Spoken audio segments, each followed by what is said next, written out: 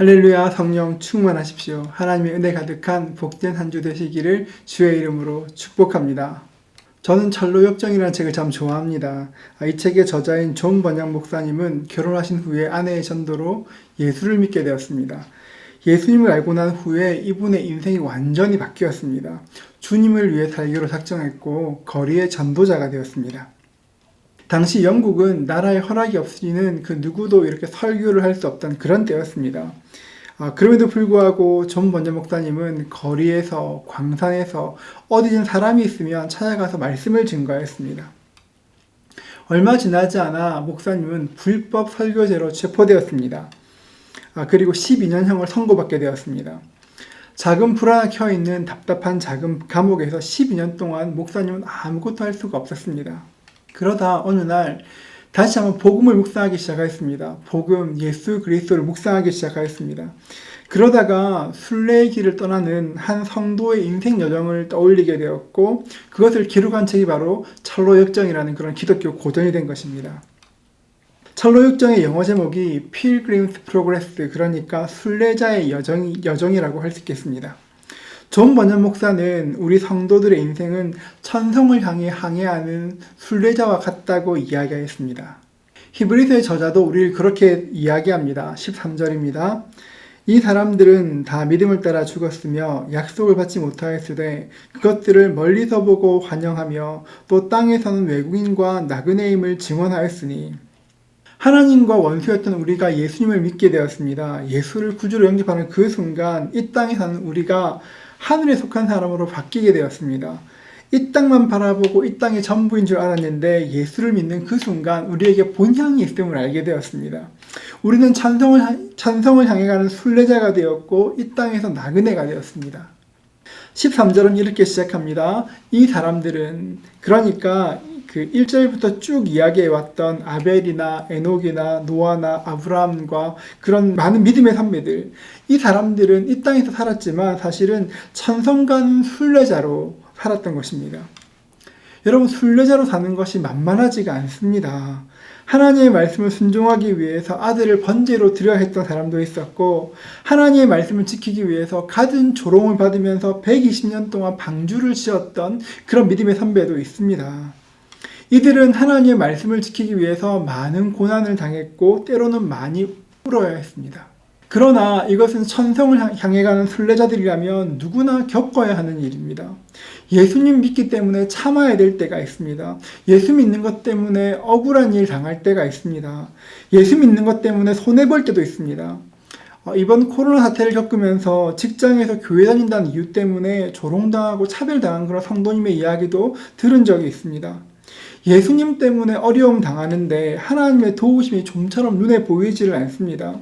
오히려 어려운 일만 꼬리에 꼬리를 물고 자꾸 이어지는 것 같습니다.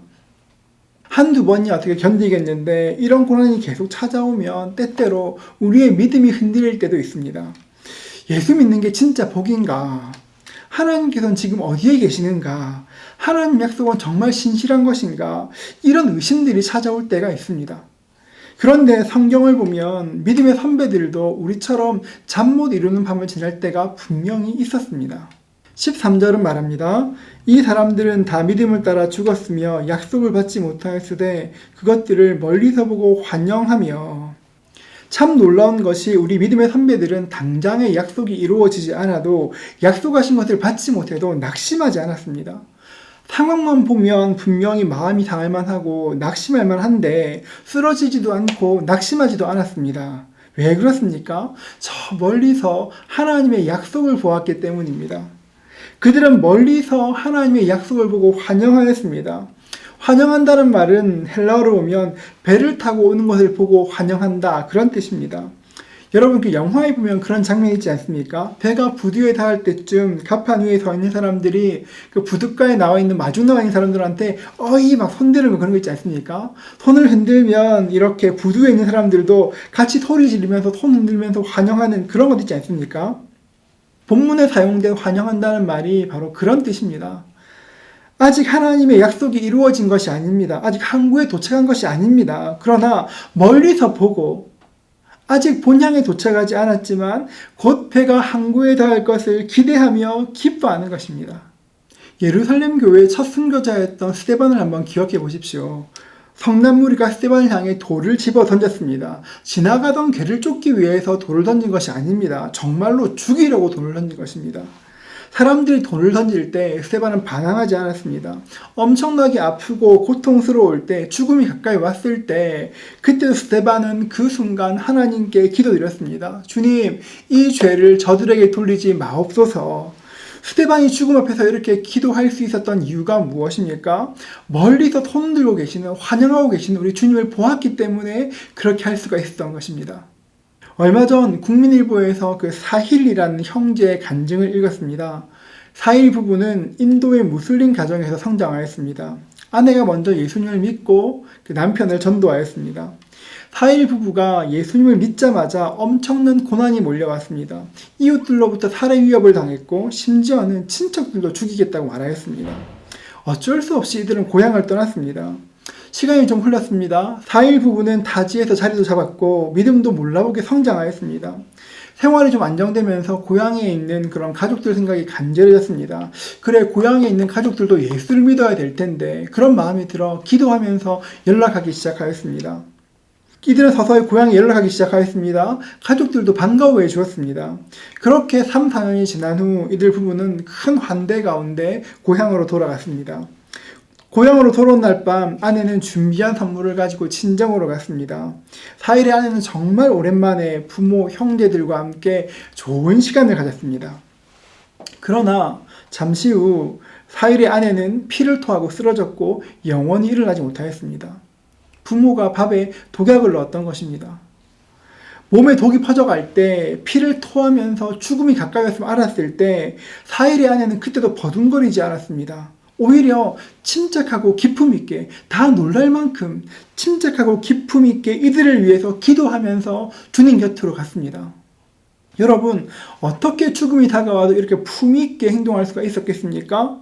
멀리서 환영하고 계신 우리 주님을 보았기 때문입니다. 15절과 16절은 말합니다. 그들이 나온 바 본향을 생각하였더라면 돌아갈 기회가 있었으려니와 그들이 이제는 더 나은 본향을 사모하니 곧 하늘에 있는 것이라. 이러므로 하나님이 그들의 하나님이라 일컬음 받으심을 부끄러워하지 아니하시고 그들을 위하여 한 성을 예비하셨느니라. 믿음의 조상들에게 사일 부부에게는 언제든지 돌아갈 기회가 있었습니다. 적당히 타협할 수도 있었을 것입니다. 그러나 이들은 죽기까지 믿음을 지켰습니다. 여러분, 그 이유가 무엇이었습니까? 하늘에 있는 본향을 사모했기 때문에 그런 것입니다. 하늘에 있는 본향을 사모했기 때문에 이 땅에서 고난당하는 것, 고통받는 것 견딜 수 있었습니다. 히브리서의 저자는 유대교로 돌아가려는 성도들에게 권면합니다. 너희가 나온 바 본향, 그러니까 유대교로 가고 싶은 거 충분히 이해한다. 이런 핍박이 있고 고난이 있으면 그런 마음 생길 수 있다. 그러나 우리 선배들도 이 못지않은 고난 겪었다. 하지만 그들은 돌아가지 않았다. 성도들아, 믿음을 지켜라. 온전히 서라. 우리에겐 더 나은 본향이 있다. 그 본향을 사모하라.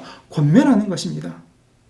히브리서 기자가 성도들을 향해서 힘을 내라. 유대교로 돌아가지 마라. 너희에게 본향이 있다. 이 말하는 것은 사실 오늘 우리에게 똑같이 적용되는 것입니다.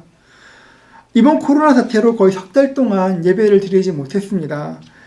인터넷으로도 예배를 드리고 매일 소식지도 나누고 나름대로 애를 썼지만 우리도 모르게 우리의 신앙이 위축되는 것은 어쩔 수가 없습니다. 이제 예배가 재개되었지만 여전히 코로나는 극성을 부리고 있습니다. 이때에도 가만히 있으면 신앙이 이렇게 쪼그라들 수밖에 없는 것입니다. 요즘 서점에 가보면 사회학자들이나 보건학자들, 미래학자들이 코로나 이후 사회에 대해서 여러 책들을 써놓았습니다. 이런 책을 보면 공통점으로 발견할 수 있는 것이 뭐냐면 우리는 다시는 코로나 이전으로 돌아갈 수 없다는 것입니다. 중세에도 흑사병을 계기로 사회가 완전히 변했던 것처럼 아직 코로나가 잠잠해지지 않았지만 잠잠해져도 이전으로는 돌아갈 수 없다는 것입니다. 한 번도 경험해보지 못한 비대면 시대가 열릴 것이라고 단언하고 있습니다. 그렇다면 이런 시대의 변화 앞에서 우리는 어떻게 해야 되겠습니까? 우리 성도들은 어떻게 해야 되겠습니까? 이제 마스크를 끼는 것이 당연하게 된 것처럼 우리도 나름대로 새로운 신앙의 기본을 다져야 되는 것입니다. 지금 우리의 믿음을 냉정하게 점검해보고 어떻게 믿음을 회복해야 될지 고민하고 애써야 되는 것입니다. 교회가 온전히 이끌어주지 못한다고 해도 내가 어떻게 기도해야 할까? 내가 어떻게 말씀을 읽을 수 있을까? 내가 어떻게 순원들을 돌볼 수 있을까? 어떻게 전도의 회원들과 교제해야 할까? 고민하고 애써야 하는 것입니다. 그렇게 애쓰지 않으면 유대교로 돌아가려던 성도들처럼 우리도 생각지 못한 사이에 우리의 믿음이 주저앉을 수밖에 없는 것입니다. 사랑하는 성도 여러분, 우리가 기억해야 될 것이 무엇입니까? 우리에게 본향이 있습니다. 이전에 성도들에게 있었던 것처럼 우리에게도 본향이 있습니다. 우리도 본향으로 갈 것입니다. 사랑하는 성도 여러분, 모든 것이 위축된 이때에 우리의 본향을 더욱더 사모할 수 있기를 축복합니다.